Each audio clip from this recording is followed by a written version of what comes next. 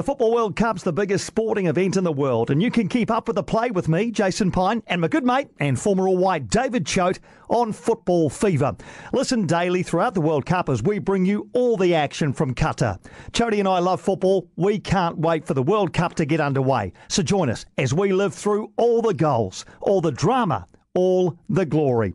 Download Football Fever from iHeartRadio or wherever you get your podcasts. Talking Football World Cup, Morocco have been the surprise packet. It's saved! Simon makes a stop. 2 from 3 for Morocco. Busquets can't find a way past Bono. Hakimi gets it done. Oh, what a moment for Morocco. Ashraf Hakimi.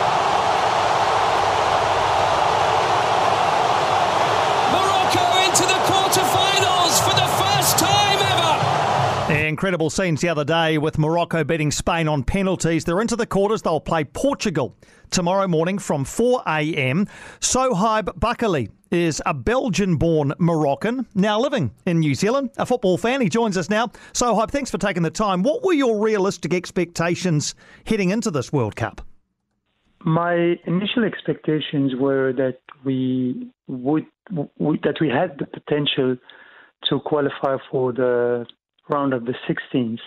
So I would argue that the expectations and the goals are already achieved from a personal level. So how significant a result then, given that, was the win over Spain in the round of 16? Is this the biggest result in Moroccan football history? Look, I'm not a historian of soccer, in all fairness, but from what I've lived myself, yes, it's probably the biggest achievement to date and historically. But I think where Morocco made a step into history is qualify for the quarterfinals, which is something which is historical, and qualify with an African coach. Helping an African team to qualify for the quarterfinals. And Morocco were in a tough group. You look at the group they were in, Belgium were in there, and Croatia, and Canada, of course. When they finished top of that group, Sohaib, was that when you started to believe that, that this team had something special about them? Yes and no. Because actually, what is not popular is, don't get me wrong, but I think the African Cup is also quite popular in Africa, but it's not that popular in the rest of the world, or probably in this region here, where we need to go and find it online to follow this. But when you look at the quality of the African football overall, I am not that surprised, to tell you the truth.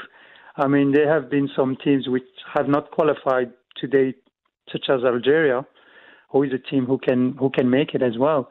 So when looking at the quality of the game that they were provided before the World Cup, we were quite confident with the discipline. And again, a lot of tribute goes to the previous coach named Vahid Alilodzic, who did a great work. But the new coach who came up, he won with the Moroccan team, Wydad Casablanca, he won the African Champions League. So it's not as popular as the European Champions League, but it just tells you that the person in charge knows what he's doing. And you can tell by the way they played their games. There was a tactic and a strong thinking behind every game. Looking at the game against Spain, the main thing was to lock down Sergio Busquets, which is the brain, the midfield guy. And that was what the job was from the forward player, so he needed to block him, and it worked. So there was a tactic, and every game has been approached this way. Portugal on Sunday morning. Can you beat Portugal on Sunday morning? At this stage, everything is possible, but the challenge will be probably higher for a couple of reasons. A lot of energy has been burnt in this game against Spain, a lot of running, a few injuries, and the game of Portugal is more vertical than what Spain is doing, which is, 80% keeping the ball, tiki-taka style, and then trying to run. When you look at the game of Portugal, there is much more verticality in the way they play. Having said that, when a team is playing vertical, they open holes in their defense and in the back, so which creates opportunity. So am I confident? Yes, I am. Absolutely. I'm supportive of it. But, that soccer, everything could happen in a game, right? Indeed, as we've seen at this tournament already. Understand you were born in Belgium with Moroccan parents. So when Morocco played Belgium, did you have any divided loyalties or was it Morocco all the way for you? I had a mixed feeling, definitely, because I support both. And the great approach in this kind of games is, at the end of the day, I'm going to be within the winning team. Yes. So there was a bag of mixed feeling, being a little bit sad for Belgium and then supporting what Morocco did. Yeah, definitely, it is something which is quite particular. And when you look probably at the future of, or probably at the composition of the Moroccan national team, you will see that many players do have a similarity with me. So for me, it was Belgium and Morocco. But if you look at Hakim Ziyech, it's Holland and Morocco. If you look at Achraf Hakimi, it is Spain and Morocco. If you look at the coach, Walid Regragui, it's France and Morocco. So there is a massive and a big diaspora of Moroccan players playing overseas, having this kind of mixed feeling that I have. Amazing. And what have you made of the Moroccan fans at this tournament? The support seems from the television to have been amazing. So many and so loud. What have you made of it? It is how Moroccan is lived in Morocco. I summarize it this way. I spent my youth spending my summer going in Morocco, and Morocco is a country of football. They grow up with a soccer ball. It's something that people live and breathe, and understanding that for some of the games you might have 25 flights booked of Moroccan citizens going to support one game of the national team. I'm not surprised at all. It's just how we are. It's a country of Moroccan players, definitely not a country of swimmers. But yeah, I'm not surprised at all. It is how it is. It's in Morocco, soccer is everything. And in Africa, I would say, because at the moment, what they did fantastically well is represent a continent. It's not only a country. You can tell that there is a massive support from so many African countries, and more of a support. We are proud.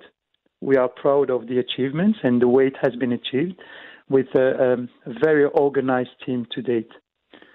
And what about in New Zealand? Is there a significant Moroccan community in New Zealand? For example, will you gather together to watch the game on Sunday, or will it be more a matter of just watching it with your family? No, I watch it with my family, and then thanks to the technology, I have a WhatsApp video call with my relatives in Belgium, and then the way we look at it is a bit of a hybrid way of looking at games. There is not a big Moroccan community. There is a community, but we are not thousands in Wellington region, at least that I'm aware of. But yeah, we speak to each other. Wonderful. Well, it's been a terrific World Cup for you so far. I hope that it continues. I think anybody who's not a Portuguese fan will be certainly cheering for the underdogs, Morocco, on Sunday morning. Thank you so much for taking the time, Sohaib, to have a chat to us. Thank you, and go Morocco, inshallah, for the next round. Thank you very much. Thank you very much, Sohaib. Deep underground the Jelly Belly factory, Bibi is in her secret laboratory creating the weird and wild flavors of Bean Boozled. I've done it again! Is it cappuccino or liver and onions? Dare to compare. Bean Boozled, 6th edition. Are you brave enough?